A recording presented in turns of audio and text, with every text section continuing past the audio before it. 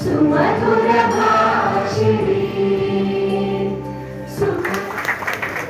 संतोष जी तैयार है? कहाँ संतोष कुमार?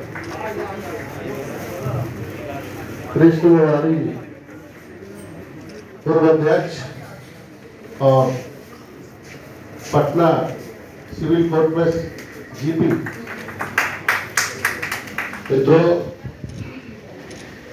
अरुण शर्मा जी। जो नए कानून है दंड प्रक्रिया से संबंधित तीनों कानून वो पारित हो चुका है और 1 जुलाई से लागू हो चुका है। तो जो अंग्रेजों के बनाए हुए कानून थे जिसमें उनका दंड का विधान था, अपने शासन को प्रतिस्थापित बनाए रखने के लिए उनके द्वारा जो कानून बनाए गए थे उसे कांग्रेस की सरकार विरोध होती रही।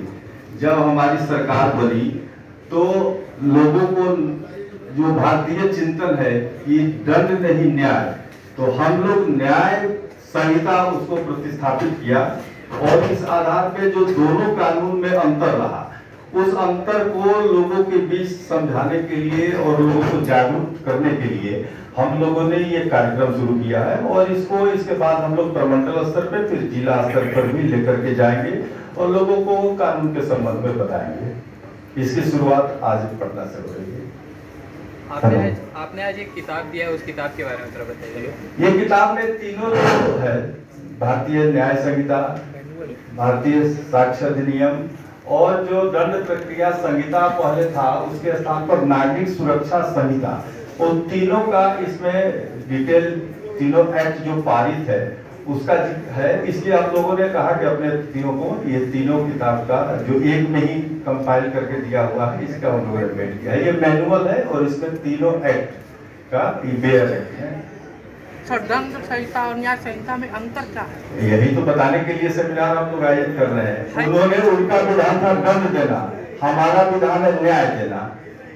तो न्याय के अंतर्गत एक दंड एक पाठ होता है जिसमें किसी को दंडित करके लोगों को न्याय दिया जाता है, लेकिन उनको सिर्फ अपनी राज स्थापित करने के लिए अंग्रेजों ने दंड संहिता बनाया था और यही मूल अंतर है जिसमें अभी डिटेल हम लोग डिस्कस करने वाले हैं। जी नहीं, दोनों चीज में अंतर है। आप इंडियन एविडेंस भारतीय साक्ष्य अधिनियम है, वो भारतीय साक्ष्य अधिनियम के रूप में है, वो है इंडियन पेनल एक्ट भारतीय, और उसको आ गया भारतीय न्याय संहिता बीएनएस। वो आईपीसी था अब बीएनएस हो गया और भारतीय दंड संहिता जो कहा जाता था अब वो भारतीय न्याय संहिता।